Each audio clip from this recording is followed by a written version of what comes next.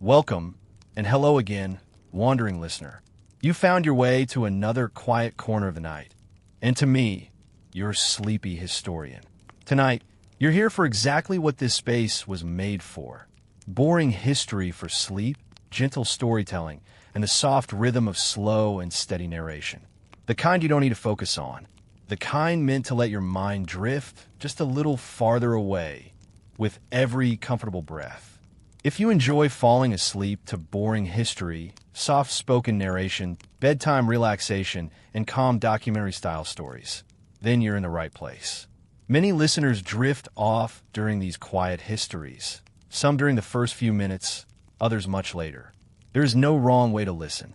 Just let the sound settle around you at its own pace.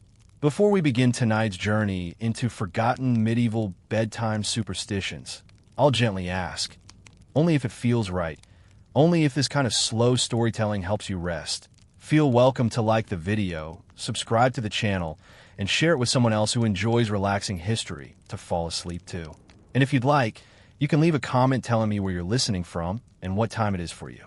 It's strangely comforting to know who else is out there, drifting off to the same quiet story under a different sky.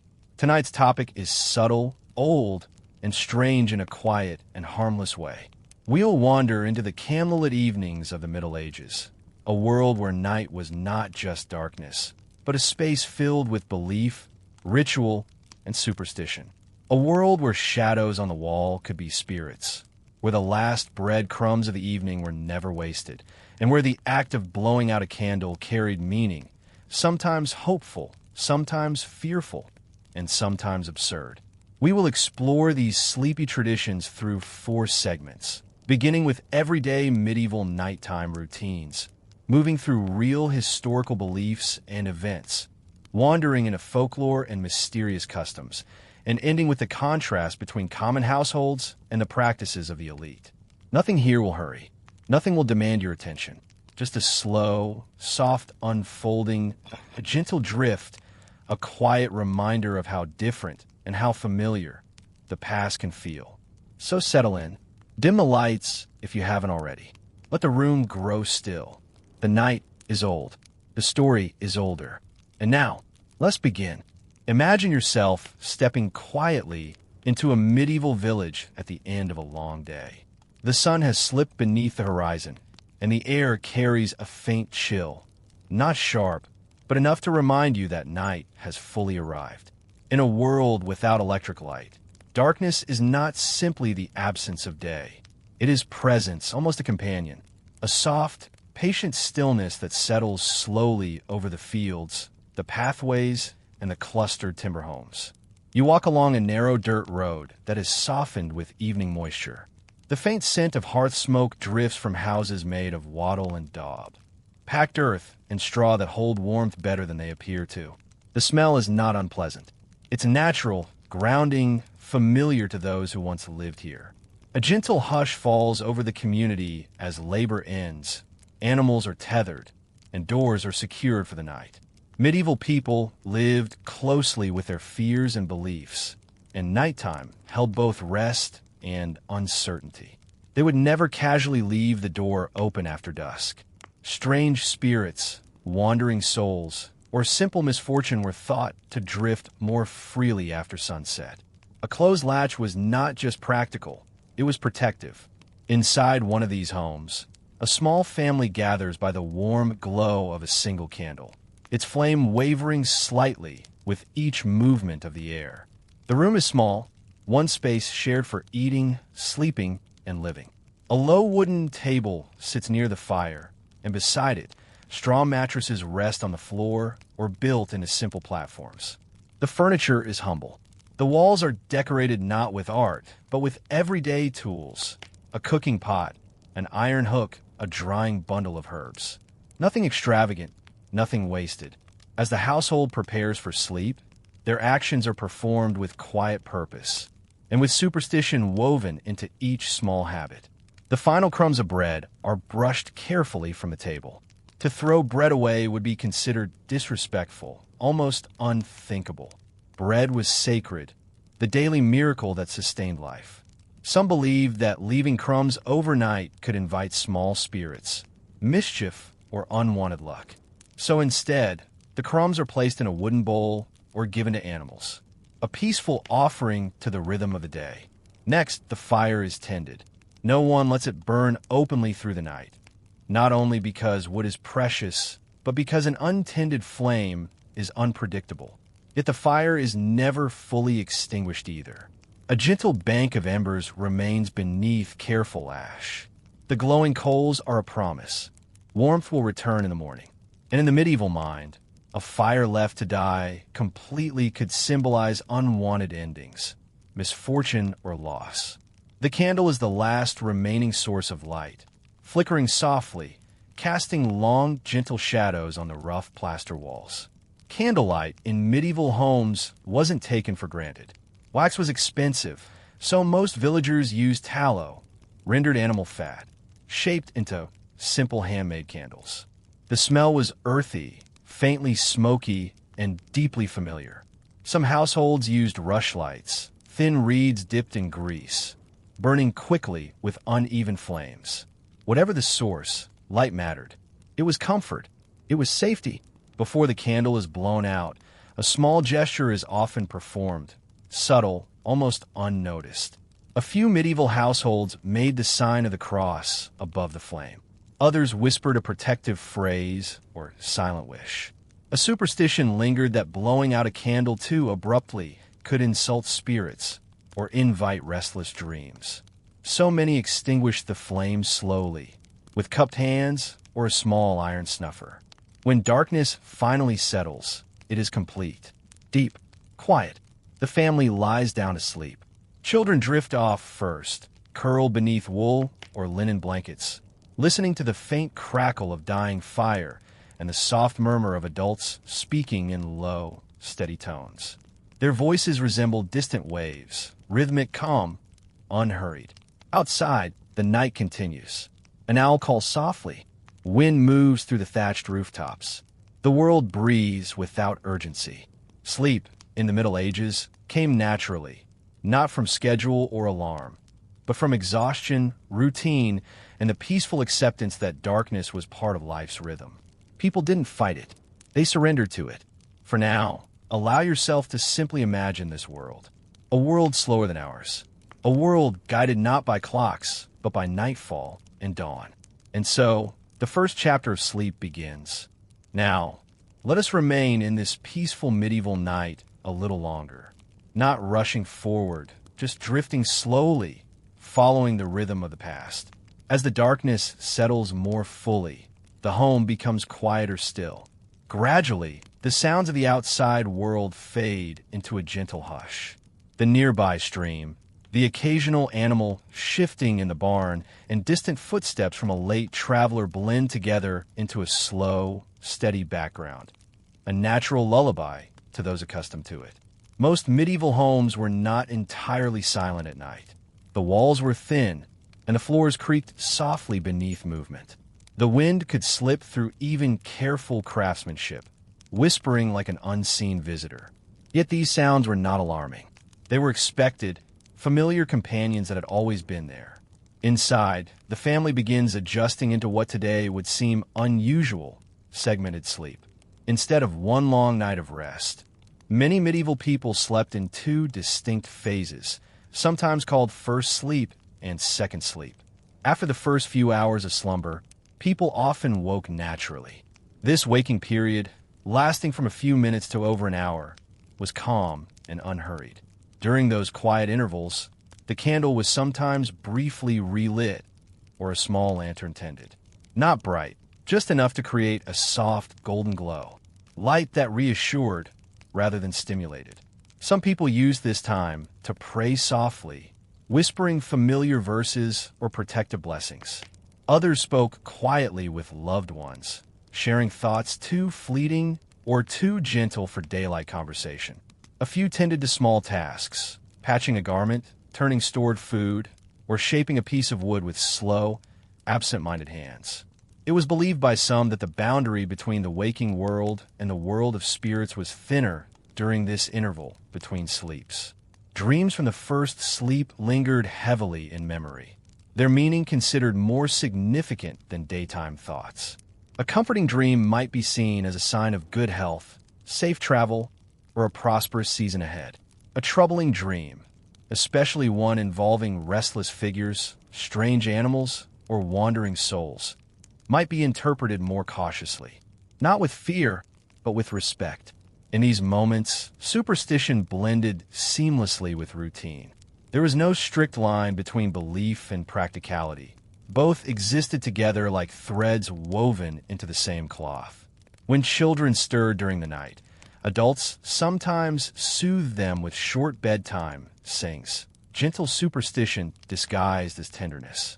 One such phrase might translate loosely to sleep soft and spirits stay far. Another simple comfort might be, close your eyes, keep the warmth, the night will pass. These sayings were not dramatic. They were small verbal rituals, echoes of cultural memory, spoken softly enough to dissolve into the air. Eventually, as warmth returned to bodies and the room settled again into stillness, the second sleep began.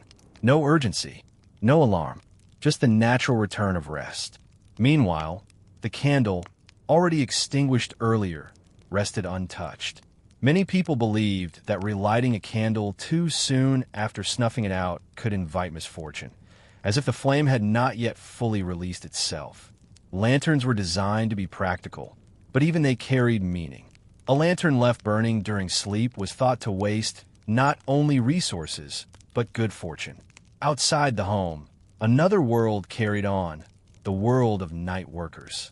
Millers tended water wheels that turned endlessly, even in darkness.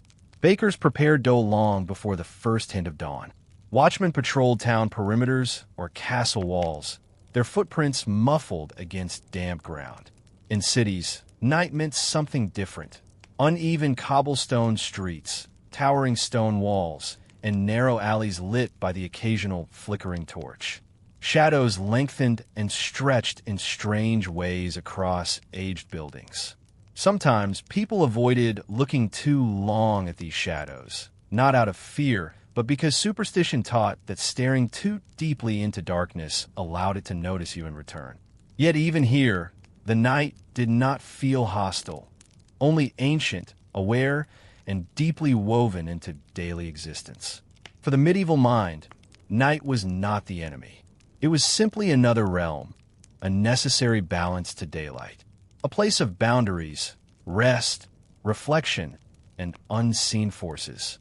As second sleep deepened, the quiet house felt almost frozen in time. Breathing slowed, bodies rested. The small ember bed in the hearth glowed faintly, like the memory of fire rather than fire itself. Hours later, long before sunrise, the faintest light began easing across the horizon. Not bright, just a gentle suggestion. Soon the rooster would call, the embers would awaken to flame, and life would begin again. But for now, remain here, in the comforting stillness of a world moving slower than ours. A world wrapped in superstition, softness, and silence. Just breathe and rest with it. As dawn approaches gently, not abruptly, but with the slow confidence of a familiar guest, the medieval household begins its quiet transition away from night. The softest blue-gray light slips through cracks in shutters and small glassless windows covered with oiled parchment. This early morning light is muted, diffuse, and calming. It does not flood the room, nor does it demand attention.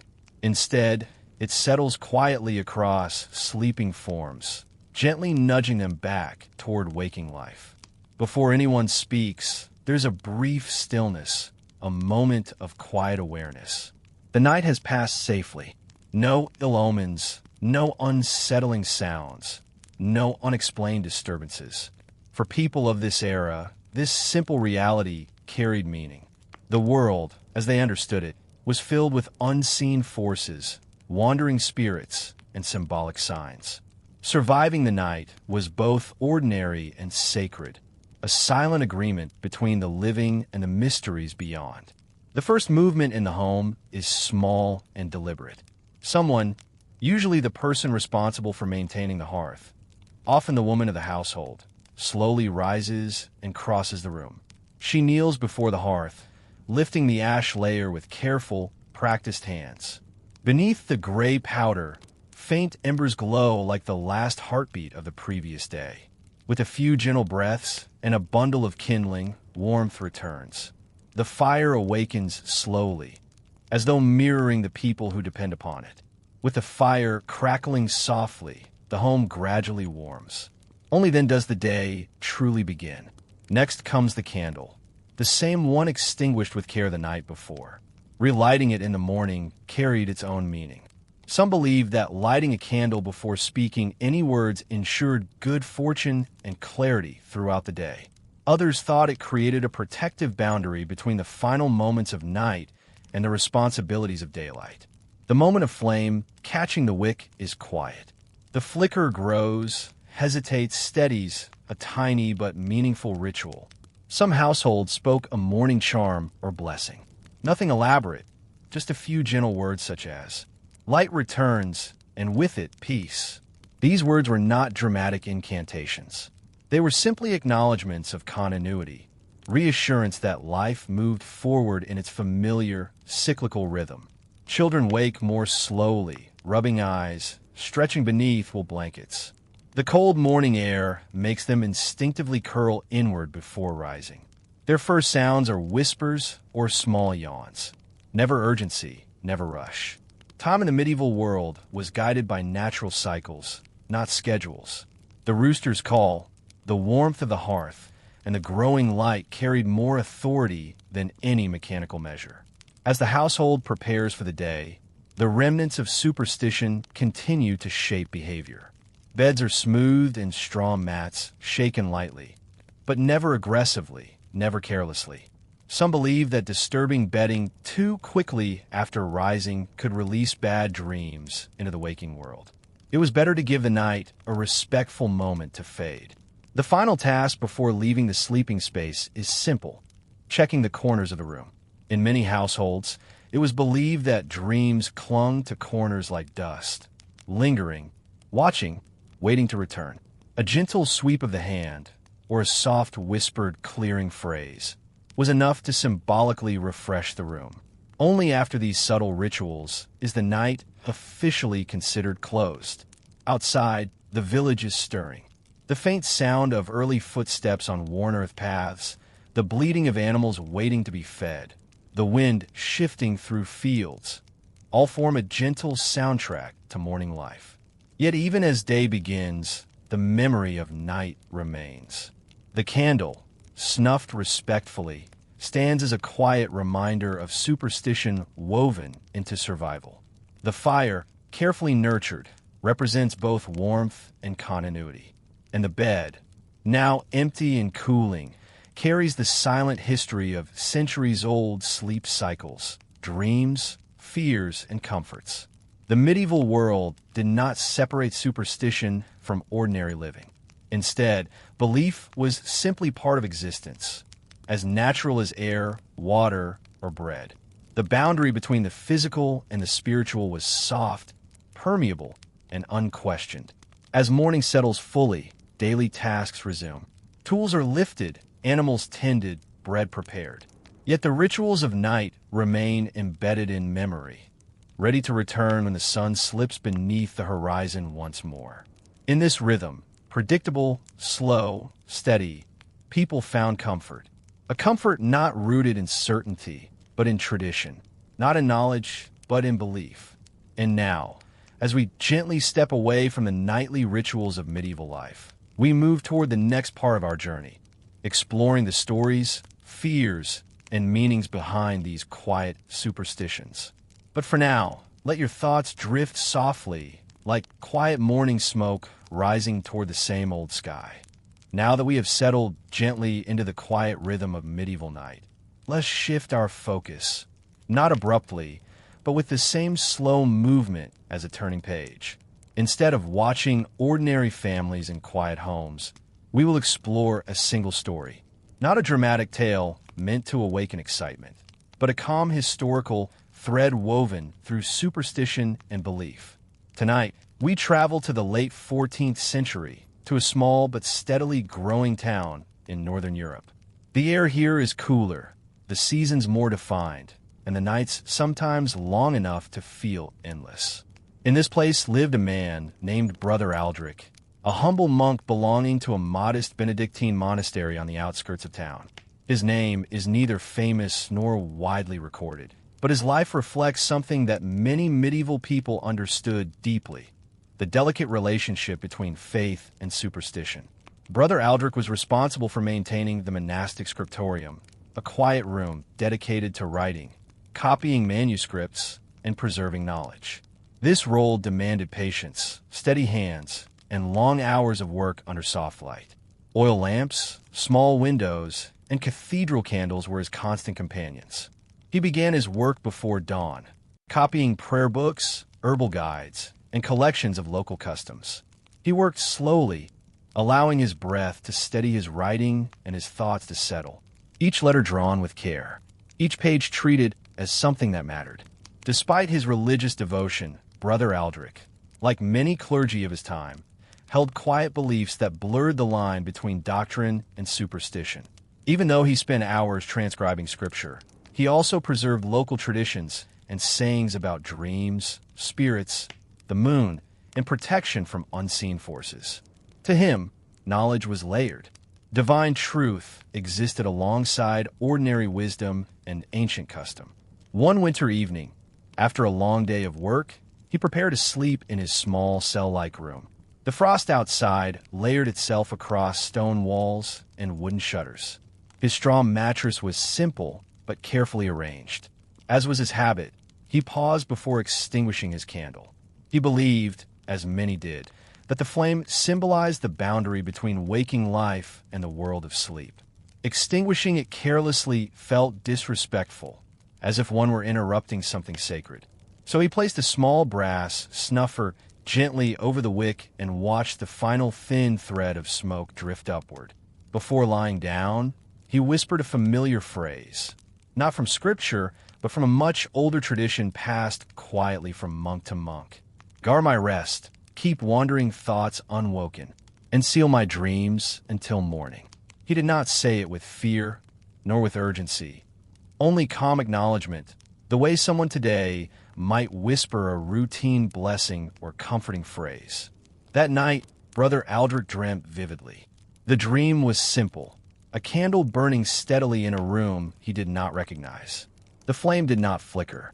The wax did not melt. The room felt impossibly still, timeless.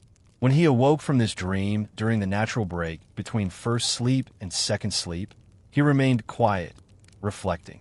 Medieval people often interpreted dreams, not as random thoughts, but as messages, signals, or subtle warnings. Some monks believed dreams offered glimpses of spiritual truth. Others saw them as the mind's quiet sorting of experiences. And some believed dreams might come from forces neither divine nor harmful, simply old and mysterious. Aldrich's dream was not troubling. It was steady, uneventful, but its stillness lingered. He rose briefly, relit his lantern, and made note of it in a small personal manuscript, the kind monks sometimes kept secretly, separate from official records. His handwriting was soft and deliberate, a flame that moved not, a night without wind, perhaps a sign of peace or the memory of silence. He then returned to rest. In the days that followed, Brother Aldrich continued his work as usual, but his dream remained on his mind. He wondered whether the candle symbolized a soul, a memory, or simply the idea of enduring presence. Eventually, the meaning became less important than the feeling it carried: calmness, continuity, stillness. And slowly, without intention, this dream began shaping his nightly ritual. He became gentler when tending the flame, slower when preparing his bed, and more deliberate in his evening writings. His belief, quiet and unspoken, was that the way one entered sleep shaped the quality of one's dreams. He never described his customs as superstition, nor did he think of them as purely religious. They existed somewhere in between, softly held habits born from centuries of shared cultural experience. Brother Aldrich's life was not extraordinary. He lived quietly, wrote carefully, and moved gently through his days. Yet through him, we glimpse how medieval individuals blended belief, routine, and meaning into the spaces between waking and dreaming. For many in his time, superstition was not something separate from life. It was woven into each evening, each candle flame, each restful breath. And so, with his story in mind, we continue, slowly, calmly, into deeper layers of medieval thought. Let us remain with Brother Aldrich a while longer, allowing the scene to unfold with the same unhurried pace that shaped his life. As seasons passed, winter softened into spring, and the rhythms of the monastery shifted gently with the changing light. The monastery stood just beyond the town, enclosed by low stone walls covered with creeping moss. Within, there were gardens, a small orchard, a cemetery lined with simple crosses, and a scriptorium where Aldrich spent most of his waking hours. The days followed a predictable pattern: prayer, work, reflection, meals, and rest. Nothing hurried, nothing wasted. Though monks lived lives devoted to order and discipline, nighttime still carried superstition, even within stone walls meant to reinforce certainty and faith. The line between piety and folklore was not as strict as one might imagine. Many monks believed that spirits or unfinished souls lingered not in malice, but in longing, wandering especially at night when silence created space for the unseen. Some evenings, after the final prayers were spoken and candles dimmed, Aldrich walked slowly through the monastery courtyard. The air at night felt different, cool, still, and thoughtful. His steps were soft against the worn stone paths. Occasionally, he paused to listen, not expecting anything unusual, simply acknowledging the quiet. For him, silence was not emptiness, it was presence. On one such evening, a fellow monk named Brother Matthias approached him. Matthias was older, with a thoughtful gaze and hands marked by years of tending herbs in the monastery garden. The two men exchanged simple greetings. No rush, no need to fill the space with unnecessary words. Matthias then spoke softly, telling Aldrich of a long-standing belief shared among some monks, that one should never sleep facing an open doorway. It was said that an open door allowed dreams to wander unchecked, or allowed wandering spirits to enter freely. Aldrich listened carefully, not with skepticism, but with quiet curiosity. He had heard versions of this belief before, whispered by villagers, scribbled in marginal notes, or tucked inside old manuscripts. Later that night, Aldrich changed the position of his bed, not because he feared anything, but because the superstition felt gently reasonable, a way to respect the unknown. In the medieval mind, a belief did not need proof. It needed only to harmonize with the quiet logic of tradition. As months passed, Brother Aldrich continued recording not only sacred texts, but small fragments of cultural memory. Lullabies murmured by mothers in town, protective phrases etched faintly into door frames, and small charms left near windows to ensure restful sleep. Some of these practices came from pagan roots, older than the monastery, older than written record. Yet they endured, reshaped but not erased. One entry in Aldrich's secret notebook described a local midwife's nighttime ritual. Before sleep, she sprinkled a pinch of salt near her bed, not for taste or cooking, but as protection. Salt, in medieval belief, symbolized purity and preservation. To place it near one's sleeping place was thought to keep misfortune, nightmares, and wandering spirits at bay. Aldrich copied this custom with care, noting its meaning rather than judging it. Another entry described a superstition held by traveling merchants: never extinguish a flame immediately after speaking of misfortune. To do so, they believed, symbolically sealed the negative words into fate. Instead, they waited in silence until the flame felt ready to be snuffed. Aldrich found these observations fascinating, not because they were dramatic, but because they revealed something quiet and universal: the desire for safety, peace, and restful sleep. No matter someone's station, monk, farmer, merchant, or child, the night inspired similar hopes. One spring evening, during the twilight hour when the sky turns gently from color to shadow, Aldrich met with the monastery's prior to present his work. He expected hesitation or disapproval. After all, the line between religious doctrine and folk belief was subtle. But the prior, an aging man with calm eyes, simply nodded. "Knowledge," he said in a quiet voice, "is not always holy or unholy. Sometimes it is simply the record of how people live." Aldrich felt relief, not excitement, just a gentle confirmation that his efforts mattered. Over time, his writings formed a small manuscript, modest, careful, and quietly human. It contained prayers beside superstitions, observations beside customs, candle rituals beside dream interpretations. This manuscript did not spread widely, nor did it influence the great movements of history. And yet, it carried something valuable, a preserved snapshot of the unspoken beliefs that shaped medieval nights. Beliefs held not loudly, but softly, like a comforting blanket or a well-worn path. Brother Aldrich continued living his quiet life, tending candles, writing slowly, and honoring his rituals, including the gentle extinguishing of light before sleep. His world remained simple, steady, and slow, guided by faith, tradition, and the subtle power of nighttime superstition. And now, we move forward, still slowly, toward deeper layers of meaning woven into the culture of medieval nighttime belief. We continue gently, remaining in the quiet world of Brother Aldrich just long enough to watch his final years unfold. Not dramatically, but slowly, like mist lifting from fields at dawn. Time in the monastery passed steadily. Seasons circled without urgency. The sound of bells marking prayer echoed through stone hallways in the same tones year after year. Aldrich aged softly, the way many people did in the Middle Ages. Not suddenly, but gradually becoming quieter, slower, and more thoughtful as the years drifted past. By his later years, his hands, once steady and precise, began to tremble faintly. Writing became slower, though he still tried each day. His manuscript, the collection of subtle nighttime beliefs and superstitions, was nearly complete.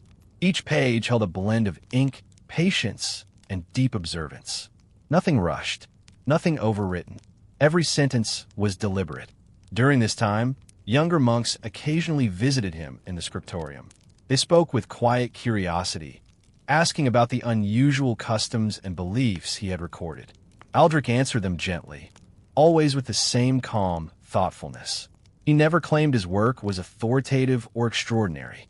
Instead, he described it as a window into the quiet spaces between faith and fear. One evening, a young novice named Henri asked a question that lingered in the still air. "Brother Aldrich, do you believe these superstitions truly protect us?" Aldrich paused, resting a worn hand upon the manuscript. "I believe," he said softly, "that they give shape to our fears and comfort to our nights. And perhaps," he continued, with a faint smile, "that is its own kind of protection." Henri left the room with a thoughtful silence, carrying the words with him into the dark hallway. Over time, Aldrich's nightly rituals grew tender, almost ceremonial. Before sleep, he continued tending his flame with the same gentle attention he had practiced his entire life. The candle flame became more than light. It was memory, routine, and reassurance. Sometimes he reflected on the many nights behind him, nights when storms rattled shutters, nights when silence felt heavy and endless, nights when he woke mid-sleep with vivid dreams that faded like breath on cold air. And through all of it, his rituals carried him. They were anchors in the vast sea of the unknown. One autumn night, late in his life, Aldrich recorded his final entry in his manuscript. His writing was slower, slightly uneven, but still careful. Superstition is neither truth nor error. It is the memory of the world whispered in the quiet hours, when a candle burns low and the heart listens. After closing the book, he extinguished his candle with the same brass snuffer he had used for decades. A faint thread of smoke rose, carrying with it the gentle fragrance of warm wax. He whispered his customary phrase, not out of habit alone, but with gratitude. Guard my rest and seal the quiet. He lay down on his straw mattress, arranged with care, facing away from the doorway, as superstition advised. The fire, banked beneath ash, glowed faintly. The night settled around him like a soft cloak. That night, he did not awake between first sleep and second. His passing was peaceful, simple, quiet, and in harmony with the rhythm of his life. In the days that followed, monks gathered his belongings with reverence. They found his manuscript neatly stored, wrapped in cloth and tucked beside his candle snuffer. Though the text did not command the authority of official works, it was not discarded. Instead, it was placed gently in the monastery library. Over time, people forgot his name, but his manuscript remained. Centuries later, while many grand chronicles and political documents crumbled or vanished, his simple recording of bedtime beliefs endured, a rare survival of ordinary human fears, hopes, and habits. Today, historians reading those fragile pages do not find bold declarations or monumental discoveries. Instead, they encounter quiet rhythms, the relationship medieval people had with night, dreams, superstition, and rest. They glimpse the soft candle glow reflected in centuries of slumbering eyes. Brother Aldrich never intended to be remembered, nor did he seek recognition. And yet, his careful work preserved the subtle intimacy of medieval nighttime belief, the gentle understanding that the world feels different after dark.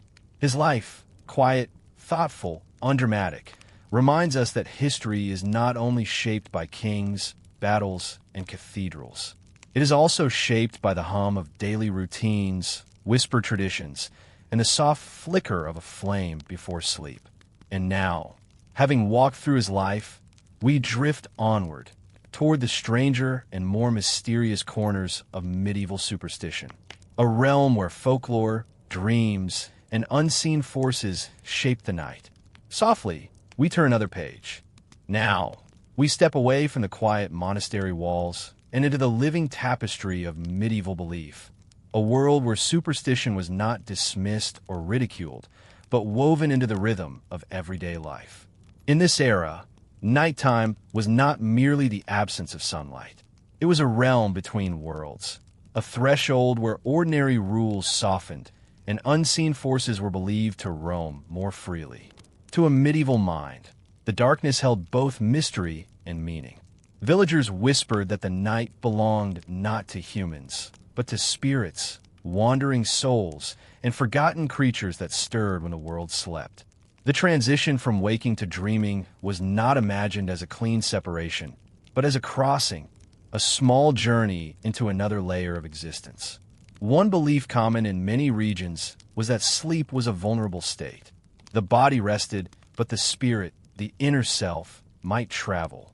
Some describe this as wandering through fields of memory. Others believed the soul drifted through unseen spaces where angels and spirits communicated through symbols and visions. Thus, dreams were not trivial. They could be warnings, blessings, or glimpses of hidden truth. Because of this vulnerability, people developed bedtime rituals meant to protect the sleeper. They were not elaborate. Simplicity made them relatable, memorable, and sacred. One common custom was placing iron near the bedside.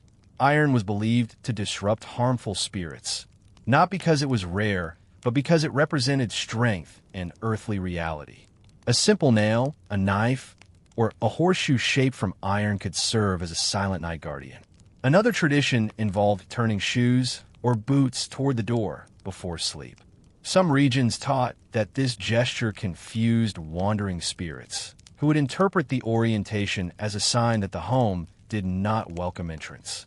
Others believed it prepared the household for safe travel and dreams, symbolically guiding the soul back to the body before waking. Equally widespread was the belief that certain words carried power. Quiet spoken recitations, blessings, or repeated phrases acted as invisible boundaries, a soft shield forming around the sleeper. Some were Christian prayers.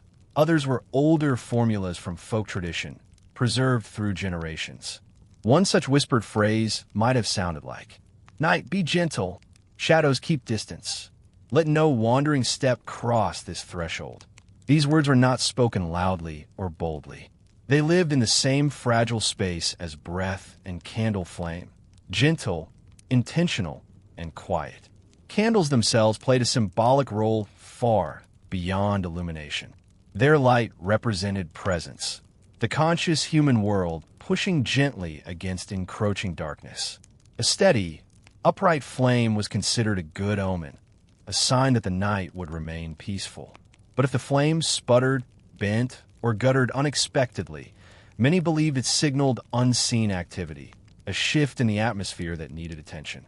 Sometimes, people mistook natural airflow or melting wax for supernatural interference. Yet to them, such distinctions mattered less than the meaning they felt. In a culture without rigid separation between superstition and spirituality, symbolism carried just as much weight as physical explanation. Even the position of the bed held meaning. Sleeping with one's feet toward the door was avoided, as it mirrored the way bodies were laid out before burial. To rest in this orientation was believed to invite sickness, misfortune, or an early death.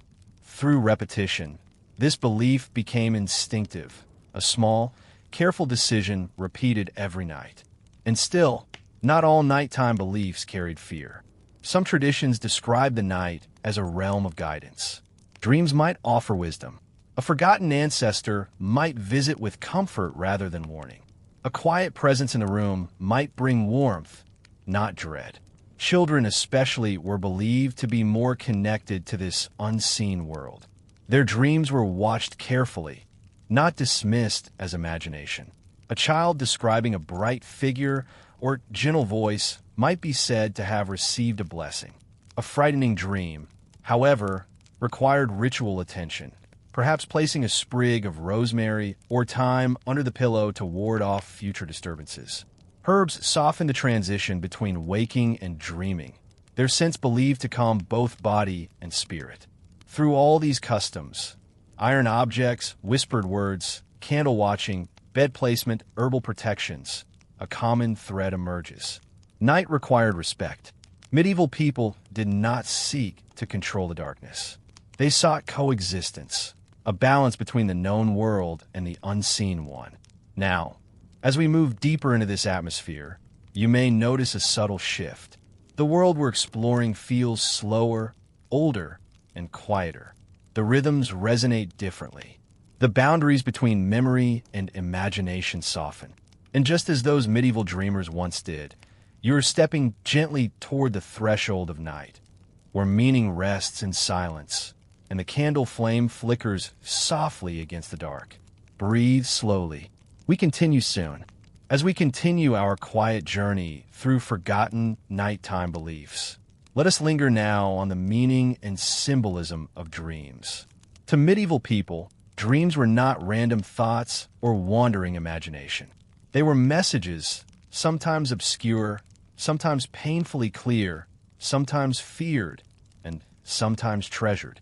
A dream could shape the course of a day, or even a lifetime. It could influence a marriage decision, determine whether a journey should begin, or encourage the planting or harvesting of crops.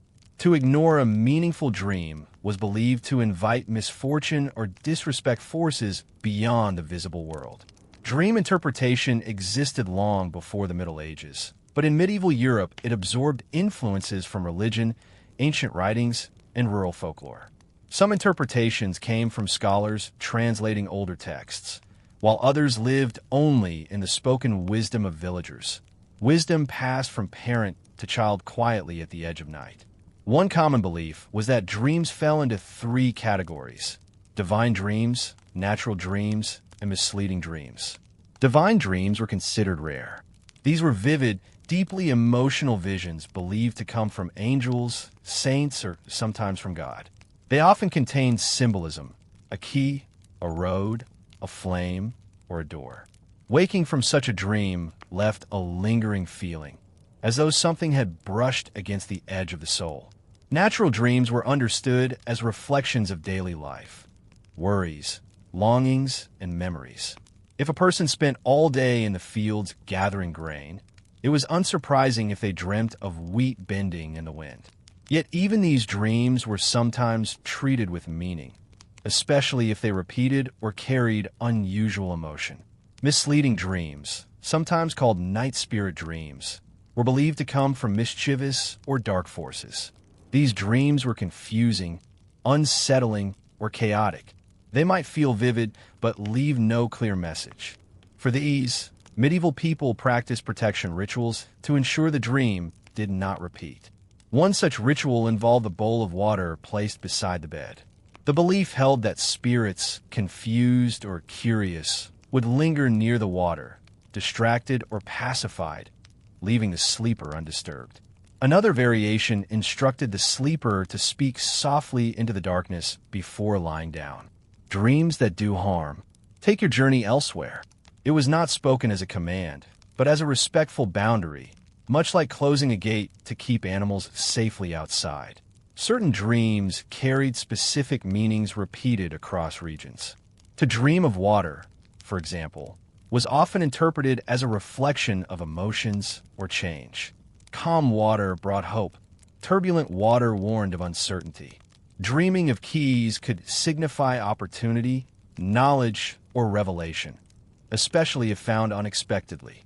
Keys symbolized passage and secrets, making them powerful images in the dream world. Dreams of animals were particularly meaningful. Cats, especially black ones, were viewed with caution. Dogs represented loyalty or danger, depending on their behavior. Birds often symbolized messages, especially ravens or owls. These creatures, active at night or connected with mystery, were sometimes believed to serve as intermediaries between seen and unseen realms. Some households kept small charms beside their beds, often simple objects like carved wood, bone pendants, or small woven patterns. These charms were not worn, but rested close enough to protect the dreamer. Their purpose was to guide dreams gently and prevent nightmares from returning. Another practice involved herbs, particularly lavender, mugwort, and rue. These plants were believed to influence dreams, either calming the mind or opening it to spiritual insight. Mugwort, in particular, was thought to deepen awareness within dreams, turning ordinary visions into meaningful experiences. While many of these beliefs may seem distant now, there is a quiet comfort in recognizing how universal the experience of dreaming is. Whether in a medieval cottage with a thatched roof and stone floor, or a modern bedroom with electric warmth and soft linen, the passage into sleep remains a shared mystery, familiar yet unknowable. The medieval world treated dreams as delicate, powerful, and deeply significant. And while our explanations have changed, the quiet pull of dreaming, the way it feels like traveling somewhere beyond language, remains. So now, imagine a medieval home settling into silence, the fire fading to deep embers, the last candle flickering gently, a quiet breath, a slow exhale, and then the soft descent into night, where meaning rests in symbols and the unseen world whispers through dreams. You may notice yourself growing heavier, calmer, slower, much like those who drifted into sleep centuries ago, trusting small rituals to protect the night. As we move a little further into this quiet exploration, we begin to notice how the medieval night was shaped not only by dreams and blessings, but also by gentle caution, small beliefs that guided behavior and reminded people that darkness carried its own rules. One such belief centered around silence after sunset. In many rural communities, it was considered wise to keep evening conversation soft and minimal. Loud voices were thought to disturb spirits, attract ill intention, or awaken forces better left resting. This wasn't a rule imposed by authority, but a cultural instinct that developed across generations. Nighttime was a space for lowering the rhythm of the day, for protecting the household, and for easing the mind toward rest. There is also a quiet superstition about closing doors and windows properly. A door left slightly ajar was not merely careless. It created an opening through which misfortune might slip unnoticed. People believed that wandering beings, spirits, lost souls, restless forces, traveled on the night wind. Closing the home securely was not just a matter of safety from the living world, but also from the unseen. Another belief involved the hearth. Throughout much of medieval Europe, the fireplace was the heart of the house, where warmth was created, where food was prepared, and where light lingered longest after sunset. To leave the fire completely extinguished before bed was seen as unlucky. A small ember, just a faint glow, was left resting beneath ash. This ember symbolized continuity, protection, and life. Some believed the ember guarded the household. Others believed extinguishing every spark allowed darkness to settle too deeply. Even water was treated with symbolic care. A cup or bucket left uncovered overnight was believed to attract wandering spirits or negative energy. So many households placed a small cloth over open water containers, a habit that blended hygiene, superstition, and tradition. Many such customs may seem modest now, yet in the stillness of a medieval environment, without electricity, without late-night noise, without the constant hum of machines, these quiet rituals formed a sense of security. They made the unknown feel manageable. There was also a long-standing belief about hair and nails. Cutting either after sunset was thought to bring misfortune. Some said it weakened the body. Others believed it offered a symbolic piece of oneself to unseen forces. Whether or not people truly feared this consequence varied, but tradition had weight, and tradition shaped habit. Animals, too, held symbolic meaning at night. A dog howling after twilight was often interpreted as an omen, not necessarily dangerous, but significant, a reminder that life and fate moved beyond human understanding. The nighttime call of an owl was also meaningful. In some regions, it was a sign of wisdom or guidance. In others, it warned of illness or change. These interpretations may appear contradictory, yet this reflects a deeper truth. Medieval belief was not absolute. It changed from village to village, hearth to hearth, story to story. What mattered was not universal agreement, but the feeling each household carried. That nighttime awareness mattered. One particularly gentle superstition involved bread. Because bread represented sustenance and blessing, a piece was never left face down. Before sleep, the final loaf or crust was placed upright, as though resting respectfully. Some families even crossed the bread with a quiet touch, a simple gesture acknowledging gratitude and hoping for abundance. Another tradition involved keys and thresholds. Keys were symbols of protection, belonging, and safety. Leaving a key incorrectly placed, especially upside down, was believed to disrupt household harmony. So just before bed, someone often paused at the door, touched the key gently, and ensured it rested correctly. None of these rituals required effort. Instead, they encouraged mindfulness, a calm pacing of the evening that guided the mind toward rest.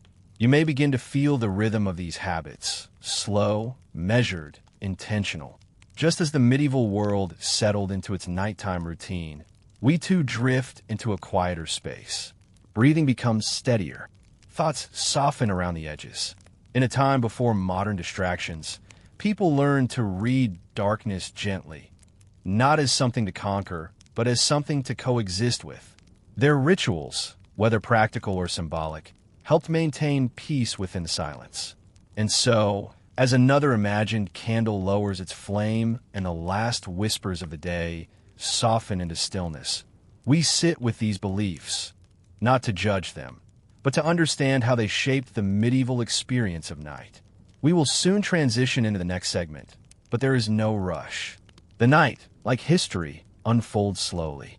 Breathe softly, rest in the quiet, and let the story continue at its own gentle pace. Now, as we enter the final segment of our quiet journey, we shift our focus. We have explored the ordinary rhythms of medieval nighttime life, the dreams, rituals, fears, and comforts shared by many. But like all things in history, belief was shaped by class, education, and access to knowledge. What a humble farm laborer believed before sleep was not always the same as what a noble family feared or trusted. And yet, sometimes their worlds overlapped more gently than one might expect. Let us begin with the common household, the small rural cottages and town dwellings where the majority of medieval people lived. These homes were often built of wood, clay, or rough stone. Roofs were thatched, and smoke exited through a narrow opening or simply drifted through the room. The air smelled of earth, wool, smoke, and stored grain. Sleep was practical, shared, and sometimes dictated by necessity rather than comfort.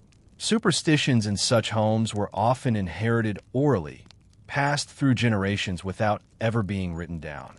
A grandmother might murmur to a child that one must never whistle inside after dark, for it invited wandering spirits. A father might insist that the fire never be left completely cold. A mother might press lavender or thyme beneath a pillow to soften nightmares. These beliefs formed part of community identity. They connected households to their ancestors, to seasonal rhythms, and to unseen forces that shaped daily life. People did not question whether these rituals worked. They simply existed, woven into habit. But among the wealthier households, the nobility, wealthy merchants, and landowning clergy, belief often took a more layered form. Some members of the elite dismissed superstition as the behavior of the uneducated. Others embraced it with even deeper reverence, blending folk practices with theology, philosophy, and scholarly writing. Elite bedrooms looked different as well. Instead of a straw mattress shared between family members, nobles slept on raised wooden beds, sometimes with heavy curtains drawn around them. These curtains were practical, blocking drafts, but also symbolic. They created a small private chamber within the larger room. This enclosed space was sometimes referred to as a sleeping sanctuary. Inside these spaces, belief took on subtle rituals. A crucifix might hang above the bed, sometimes accompanied by painted symbols meant to protect the dreamer. Books, rare among commoners, sometimes rested near the bed, containing wisdom about dreams, signs, or divine messages. Some books even instructed how to interpret visions based on astrological movement or biblical symbolism. Among the educated elite, dreams were often categorized, analyzed, and recorded. A noble or scholarly monk might write in the margins of a manuscript. A vision came upon me in the second watch of the night. From there, symbols would be studied. A silver cup, a closed door, a distant shore, a falling star. The dreamer sought meaning, not only for personal guidance, but sometimes for political or spiritual insight. Another difference lay in protection. While a common household might use iron to guard against unseen forces, a wealthy home might commission carved talismans, illuminated prayers, or intricate candle holders inscribed with protective words. Some nobles even employed astrologers or advisors who specialized in spiritual interpretation, guiding them through the meaning of lunar cycles, planetary alignments, and prophetic dreams. Yet despite education and wealth, fear of the unseen world remained. High status did not protect the wealthy from uncertainty. In fact, sometimes it heightened it. Nobles held land, power, and responsibility. Misfortune carried consequences not only for themselves, but for their households and dependents. Thus, night became a space of vulnerability not just for the body, but for reputation and legacy.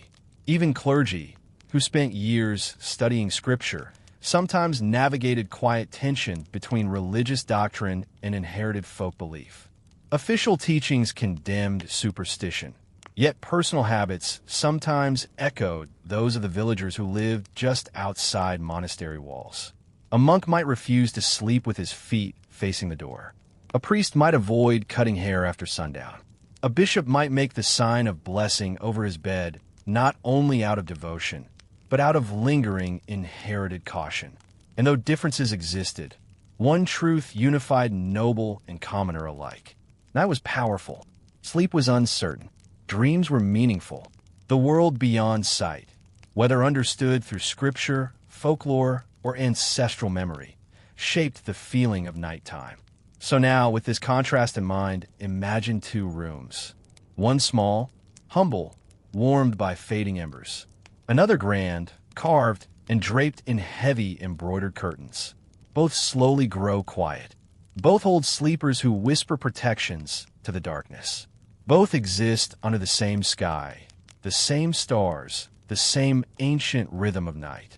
And in both, the boundary between wakefulness and dreaming grows thin until thought softens into silence. As we continue, the contrast between medieval social groups becomes clearer, not only in wealth and comfort, but in their understanding of sleep itself. In the Middle Ages, sleep was not merely a physical need. It was a deeply meaningful transition, a journey that could mirror social structure, spiritual belief, and cultural expectation. Among common households, sleep often occurred in two stages. Many historians refer to this pattern as first sleep and second sleep. The idea was simple. People went to bed shortly after sunset, slept for several hours, awoke around midnight, remained quietly alert for a short time, and then returned to bed until dawn. During this middle interval, sometimes called the watching hour, people might pray, tend to the fire, reflect quietly, or speak softly. Commoners sometimes used this time for small rituals intended to protect their families, checking door latches, adjusting herbs beside the bed, or ensuring livestock remained quiet and calm. This interlude between sleep cycles created an opportunity for reflection. It was a time when the boundary between waking and dreaming felt thinner, softer, and more mysterious. In noble households, this same pattern existed, but the midnight waking hour often held a different tone.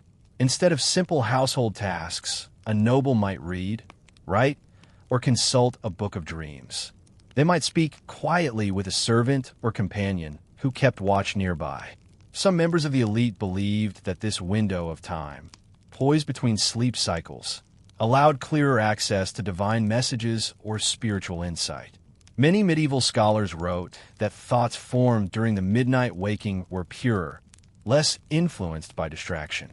Some called it a moment when the soul drifted closest to the unseen world, lingering just beyond the edges of sleep. Others wrote that the mind, no longer bound by the tasks of the day, became receptive, like parchment waiting patiently for ink. Yet despite this philosophical framing, nobles were not immune to nighttime fears. Darkness held uncertainty, a sudden breeze, an unexplained sound, or the flickering of a candle could evoke caution. Even in grand stone rooms, protected by guards and locked doors, the unseen world carried weight. Where the wealthy differed most was in their access to objects meant to influence sleep and protect the dreamer. Some nobles commissioned engraved rings believed to help ward off nightmares. Others owned carved amulets depicting saints or mythical guardians. Linen bedding scented with imported herbs, such as rose or saffron, might be considered a sign of refinement, but it also carried associations with restful sleep and spiritual safety. One particularly interesting practice among the elite involved astrological timing. Certain individuals scheduled the act of falling asleep based on lunar phases or planetary alignments. They believed sleep began under more favorable spiritual conditions when aligned with celestial rhythms. Meanwhile, common households relied less on astrological guidance and more on repetition and inherited memory. Their nighttime beliefs evolved from shared experience. A grandmother waking suddenly after a troubling dream, a neighbor recalling that rosemary softened fear, or a family instructing children to leave shoes neatly placed before sleeping. And yet, despite differences, there were places where beliefs merged across class. Both wealthy and humble sleepers feared nightmares, known in some regions as hag riding or night pressing. The belief was that a supernatural force, sometimes imagined as a spirit or witch, could sit upon the chest of a sleeping person, causing breath to tighten and dreams to turn heavy or disturbing. Today, we might describe this as sleep paralysis, but to the medieval mind, it belonged to the realm of spiritual experience. To prevent this, commoners sometimes placed a broom across the doorway, a symbolic barrier representing order and boundary. Nobles, however, might rely on written charms or prayers sewn into small cloth pouches kept near the bed. Another shared belief involved protective markings. Some households carved or painted symbols near thresholds, windows, or headboards. One common mark was a simple cross, but others used shapes resembling runes, stars, spirals, or letters. The meaning varied, but the intention remained constant: to guard sleeping bodies and wandering dreams. So in cottages warmed by earth and smoke, and in castles surrounded by stone and guarded gates, the night held quiet ceremony. Whether through formal ritual or simple inherited habit, people acknowledge the vulnerability of sleep and the mystery of the unseen. As we sit with this comparison, perhaps you feel the rhythm of the past growing softer. The contrast between classes becomes less sharp, because when the world grew quiet and the darkness settled, every household, regardless of wealth, faced the same threshold of night. And sleep, gentle, unpredictable, ancient, belonged to everyone. Let that thought settle, like embers dimming beneath ash. The pace remains slow. The story remains calm. And soon, in the final part of this segment, we will consider how these nighttime beliefs changed over centuries, shifting slowly as the medieval world evolved. For now, breathe evenly. Let your thoughts soften. There is no hurry. Now, as this final section of our journey through medieval night beliefs unfolds, we gently observe how these customs and superstitions evolved over time. Culture does not shift suddenly. Instead, it changes slowly, quietly, like a candle burning low, one layer of wax melting smoothly into the next. By the late Middle Ages, knowledge began to spread more widely. Trade routes expanded. Books became slightly more accessible. Scholars debated topics once considered unquestionable, and the boundaries between superstition, medicine, theology, and emerging science blurred gently, though never fully dissolved. Yet even as new ideas circulated, nightly practices remained familiar. People continued to avoid disturbing shadows after dusk. Dreams were interpreted slowly, thoughtfully, and households, whether prosperous or humble, still treated nighttime with a blend of reverence and caution. Among the educated elite, a gradual shift occurred. Dreams were increasingly discussed in scholarly writing not just as messages from spirits or divine forces, but as reflections of health, memory, or emotional state. Some writers argued that certain dreams were merely the mind sorting daily thoughts. Others maintained that dreams carried deeper meaning, but required interpretation with logic, not fear. It was common to find both perspectives layered together in a single text, part spiritual instruction, part observational reasoning. No one needed to choose between belief and inquiry. Both could coexist, gently intertwined like threads in a woven tapestry. Among common households, change came more slowly. Traditions remained rooted in practicality and inherited experience. If rosemary seemed to calm nightmares, it continued to be used. If iron near the bedside offered comfort, it remained. These customs were not questioned because they were not seen as problems. They were habits shaped by centuries of repetition. Yet even in rural communities, new influences arrived. Traveling storytellers shared tales collected from distant regions. Peddlers carried charms, herbs, prayers, and small illustrated slips of parchment bearing symbols of protection. Priests and monks occasionally offered teachings meant to replace superstition with doctrine, though many parishioners quietly kept both, seeing no conflict between them. Over generations, the meanings behind some rituals softened. A door was still closed tightly at night, but fewer people believed wandering spirits would enter. Shoes were still placed neatly, but the gesture felt more like tradition than protection. Bread remained positioned upright, though its spiritual symbolism faded into simple respect for food. Even among the wealthy, elaborate sleep-related objects shifted slowly in purpose. A protective ring might become a symbol of status rather than fear. A dream journal might be kept more for personal curiosity than spiritual interpretation. Astrology remained influential, Yet some nobles began using it for social planning rather than nightly protection. Still, some beliefs endured. The midnight waking period, for example, persisted well into the Renaissance. Even in early modern life, waking in the quiet middle of night felt natural, instinctive, almost expected. Silence during this hour became a shared cultural memory that rarely required explanation. Night remained a threshold, not simply the absence of day, but a space for transition, reflection, and vulnerability. As centuries passed, new ideas gradually replaced old fears, yet many customs survived because they held meaning beyond superstition. They made evenings slow. They made households intentional. They shaped bedtime into ritual, a calming rhythm rather than a simple act. And now, as we reflect from the present, we may notice that some fragments of these older beliefs linger quietly in modern life. A candle lit for comfort, a lavender sachet tucked near a pillow, a door checked before sleep, silence preferred over loud voices at night, a dream remembered with curiosity rather than dismissal.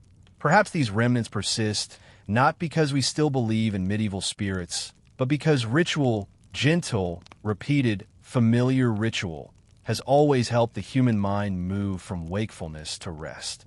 There is something timeless in the slow preparation for sleep.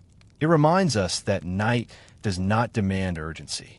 It welcomes softness, patience, and stillness. So, as we conclude this exploration of medieval nighttime contrasts, we carry with us a quiet understanding. Regardless of class, wealth, or education, every person moving through that age faced the same darkness, the same need for rest, and the same unknown realm of dreams. Night equalized life. Sleep softened the edges of society. And belief, whether whispered, written, or simply lived, shaped the experience of drifting into silence. You may notice now that your own breath has slowed. Your mind may feel softer, quieter, more distant from the waking world. There is no rush to leave this feeling. Soon, we will move gently into the closing reflections. But for now, let the calm linger. Let the night settle. You are safe. You are unhurried. And now, our journey reaches its quiet ending. We have walked slowly and patiently through medieval nights, moving from superstition to ritual, from fear to fascination, and from the world of common households to the chambers of the elite. Along the way, we discovered how sleep was shaped by belief, environment, culture, and imagination. But now the storytelling itself begins to dim, like a candle nearing its final inch of wax. Night has always carried a particular presence. In the medieval world, its quiet weight was unmistakable.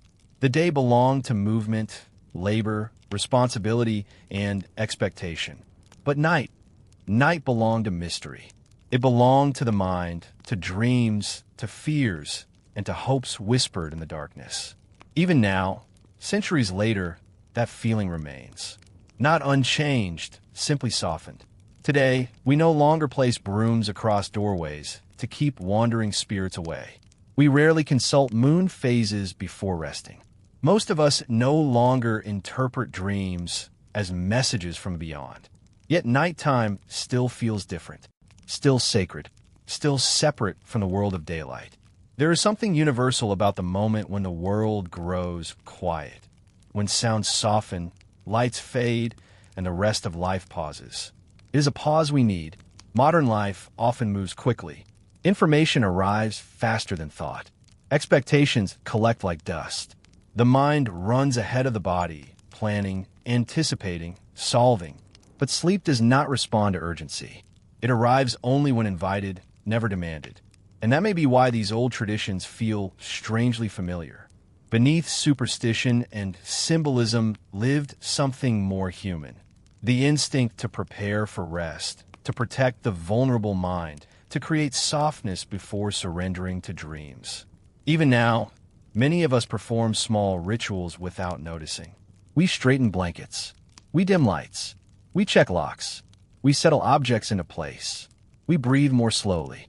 These gestures are not medieval in origin, nor entirely modern. They belong to something older. The human need to transition gently from wakefulness into sleep.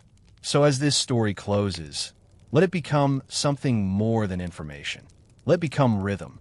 Let it become ease. Let it become quiet. Your mind may already feel heavier, softer, slower, like footsteps fading down a corridor. If a thought comes, let it drift. If a memory appears, allow it to dissolve without chasing it. Nothing needs to be held. Nothing needs to be finished. You have arrived at the threshold where stories no longer ask to be understood, only felt. And now, with calm breath and softened awareness, imagine that distant medieval world once more, not through fact, but through atmosphere. A single candle glows in a cool stone room. The outside world is silent except for wind brushing the edge of the window. Herbs hang dry and still in the darkness. And somewhere, very faintly, a fire settles into embers. You're not in that world, but you can feel its stillness. It invites you, not to listen, not to think, but simply to rest. There is nothing more to uncover, nothing more to analyze, nothing waiting beyond this moment. Just breath, just warmth, just a slow, gentle drift towards sleep. So now, let the final words settle softly, like dust in a sunbeam or snow falling in the quietest part of winter. The night is safe. You are safe, and sleep is near. May your dreams be calm. May your rest be deep. And may this quiet linger long after the last word fades. Good night. Candle,